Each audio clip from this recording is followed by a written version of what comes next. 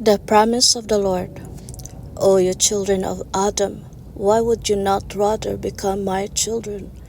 How much effort and hard work it cost you to obtain the bread of Adam, which drips from the sweat of your hands, and is soiled by the travail of serpents, and soaked by the poison of others, and through which you in your immoderation eat yourselves into temporal, and then also eternal death.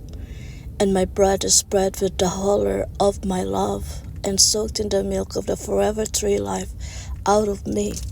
You could eat it with the greatest enjoyment, and it would never harm you, but instead strengthen you, and endow you with all the might and power out of me, for all eternity, and already temporally.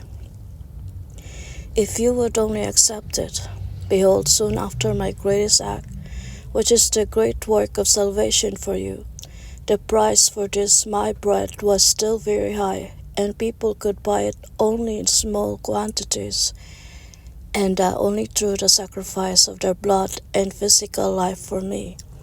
At that time this my bread tasted bitter in the mouths of the buyers, and was not yet spread with the honey of love, and soaked in the milk of free life already temporally, but both the honey and the milk were given the grieving buyers in the fight measure only in the realm of spirits. Nevertheless, there were buyers in great numbers.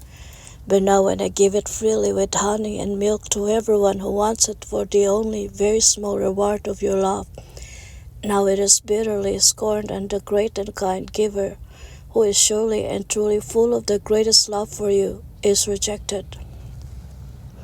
Know this, now I have the gates of my heavens wide open. Whoever wishes to enter, let him do so. But let him come soon, let him come at once, for the great time of grace has come, and the new Jerusalem is descending to all of you upon the earth, in order that all who love me may take up residence where they will become satisfied with the honey and milk, soaked bread, and shall drink their fill of the pure water of life, which they shall draw in abundance from the eternal Jacob's well. However, while the descent of my great city will be a boundless grace for all my children, it will on the other hand crush the blind and squash the deaf with its strong walls, for it will be large enough to cover the entire face of the earth. And whoever will not see it descending, and will not perceive its rushing through the clear atmosphere of the earth, will no longer find a place on earth and where to hide from it, and escape being crushed. For behold, the weight of its palaces will crush the mountains, leveling them with the valleys. And I will place its houses over sloughs, and bogs, and all the scum existing therein shall be crushed completely by the foundations of the houses of the great city of God, your holy Father in heaven and on earth. And the true shepherd will call his sheep, and they shall hear and recognize his voice to the ends of the earth.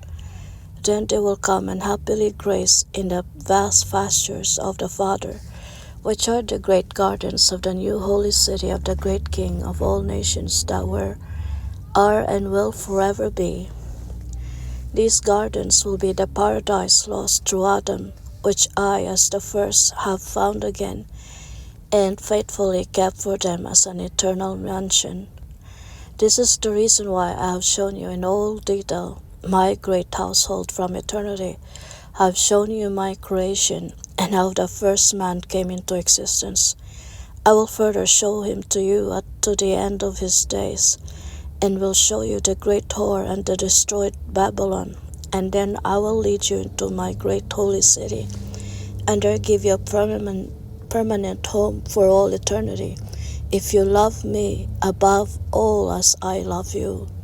Behold, the heavens and the earth, one day they will pass away physically, and will exist only spiritually. But every one of my words which are spoken to you, you will remain as it has come from my mouth, both physically and spiritually, in all the might and power of holiness forever and ever. Amen.